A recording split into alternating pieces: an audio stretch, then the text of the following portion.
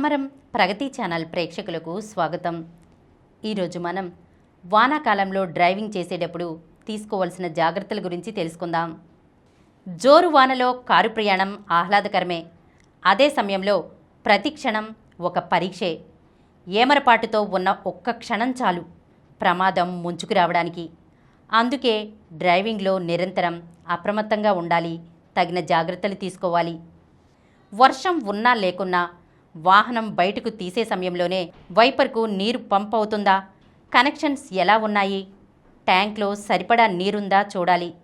Head lights, tail lights, brake lights, turn ఇండికేటర్లు, అత్యవసర parking లైట్లు ఆన్ చేసి చూసుకోవాలి. బ్యాటరీ కండిషన్ నిర్ధారించుకోవాలి. బ్రేక్లను తప్పనిసరిగా తనిఖీ చేయాలి. భారీ వర్షం కురుస్తున్న సమయంలో వైపర్ ఉపయోగించిన ముందు వెళుతున్న వాహనాలు సరిగా కనిపించుకుంటే కొద్దిసేపు ఆగడం ఉత్తమం. అలాగని వాహనాన్ని రోడ్డు పక్కనే నిలపకూడదు. అధిక వేగంతో ప్రయాణించే వాహనాలు అదుపు తప్పి దూసుకొచ్చే ప్రమాదం ఉంటుంది. ముందు వేగంగా వెళుతున్న చోదకుడు బ్రేక్ వేస్తే వెనుక వచ్చేవారు గమనించేలోగానే ప్రమాదం జరిగిపోతుంది. అందుకే సడన్ బ్రేక్ వేయకూడదు. జారే రోడ్లపై సాధారణం కంటే తక్కువ వేగంతో ప్రయాణించాలి. ముందున్న వాహనానికి సురక్షిత దూరం పాటించాలి. రహదారిలో ఒకే లేన్లోనే ప్రయాణించాలి.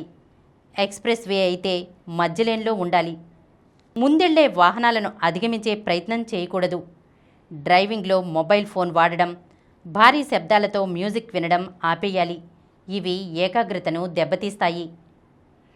వర్షం కురిసే సమయంలో డీఫాగర్, ఎయిర్ కండిషనింగ్ ఉపయోగిస్తే అద్దాలపై పొగమంచు ఏర్పడకుండా ఉంటుంది. ఉష్ణోగ్రతను సౌకర్యవంతమైన స్థాయిలో ఉంచాలి. ప్రయాణానికి ముందే టైర్ల మన్నిక, గాలి తనిఖీ చేసుకోవాలి. గాలి ఒత్తిడి ఎక్కువ ఉన్నా తక్కువ ఉన్నా ప్రమాదాలకు ఆస్కారం ఉంటుంది. అధిక వేగంతో వాహనాలు ప్రయాణించే సమయంలో వాటి నుంచి వెలువడే పొగ, ఆయిల్ మరకలు, టైర్ల ఒత్తిడి కారణంగా రోడ్లపై సన్నటి పొర ఏర్పడుతుంది. వర్షం కురవడం ప్రారంభమైన సమయంలో ఇది జారుడు స్వభావాన్ని కలిగి ఉంటుంది. అందుకే వర్షం మొదలైందనే తొందరలో వేగం పెంచి వాహనం నడపకూడదు. వరద ప్రవహించే మార్గంలో ప్రయాణాన్ని నివారించాలి. తప్పనిసరిగా వెళ్లాల్సి వస్తే వాహనం వేడింగ్ డెప్త్ తెలుసుకోవాలి. కారు మాన్యువల్ లేదా కంపెనీ వెబ్సైట్లో ఈ వివరాలు ఉంటాయి. నీటి లోతు ఎక్కువ ఉంటే ప్రత్యామ్నాయ మార్గాలు ఎంచుకోవాలి. నీరున్న మార్గంలో ప్రయాణించడం తప్పనిసరైతే మొదటి గేర్లో స్థిరంగా నడపాలి. వేగం పెంచడం, తగ్గించడం చేయకూడదు. ఇలా చేస్తే నియంత్రణ కోల్పోయే ప్రమాదం ఉంది. అకస్మాత్తుగా యాక్సిలేటర్ తొక్కడం, బ్రేక్ వేయడం చేయకూడదు. నీటి మధ్యలో వాహనం ఆగిపోతే ఆందోళన చెందకూడదు. వెంటనే స్టార్ట్ చేసేందుకు ప్రయత్నించకూడదు. ఇంజిన్ పట్టుకుపోయే ప్రమాదం ఉంటుంది.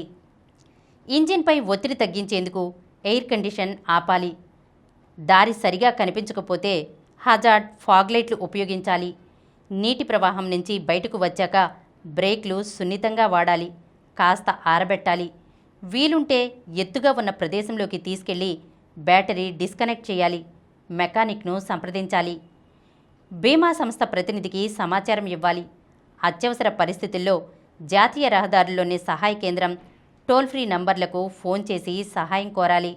హైవే ట్రాఫిక్, హైవే వెదర్ యాప్ల ద్వారా ప్రయాణ మార్గంలో వాతావరణం గమనించాలి. తుఫాను, గాలుల హెచ్చరికలుంటే వాయిదా వేసుకోవాలి.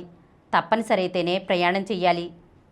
జాతీయ, రాష్ట్ర రహదారులపై సహాయ కేంద్రాలు, టోల్ ఫ్రీ నంబర్లు సేకరించుకోవాలి. వాహనంలో ఫ్లాష్ లైట్, ప్రథమ చికిత్స కిట్, దుప్పటి, ఇతర అత్యవసర వస్తువులు సిద్ధంగా ఉంచుకోవాలి. వానలకు రోడ్లు జారుడుగా ఉంటాయి. వేగం తగ్గించి నడపాలి. ముందు వెళ్లే వాహనాలకు మధ్య దూరం పాటించాలి. వైపర్ ట్యాంక్లో లిక్విడ్స్ కలిపి వాష్ చేయడం వల్ల గ్యాస్ క్లీన్గా కనబడుతుంది. కారు లోపల వైపు అద్దానికి వచ్చే చెమ్మను ఏసీలోని ఆప్షన్స్ ద్వారా తగ్గించుకోవాలి. టైర్లు 4 ఏళ్లకోసారి లేదా 35 నుండి 40,000 కిలోమీటర్లు తిరిగిన తర్వాత మార్చుకుంటే మంచిది. ఈరోజు మనం వానాకాలంలో డ్రైవింగ్ చేసేటప్పుడు తీసుకోవలసిన జాగ్రత్తల గురించి తెలుసుకున్నాం కదా. మరొక అంశంతో మళ్ళీ కలుద్దాం. ఈ కార్యక్రమం మీకు ఎంతో నచ్చింది కదా. ఇటువంటి మరిన్ని వీడియోల కోసం అనతి కాలంలోనే 20 కోట్లకు పైగా వ్యూస్ సాధించిన సమరం ఛానల్ సమర్పించు సమరం ప్రగతి ఛానల్కు సబ్స్క్రైబ్ చేయండి, లైక్ చేయండి, మీ ఫ్రెండ్స్కి షేర్ చేయండి. అలాగే ప్రక్కనున్న గంట సింబల్ని ప్రెస్ చేయడం మర్చిపోకండి.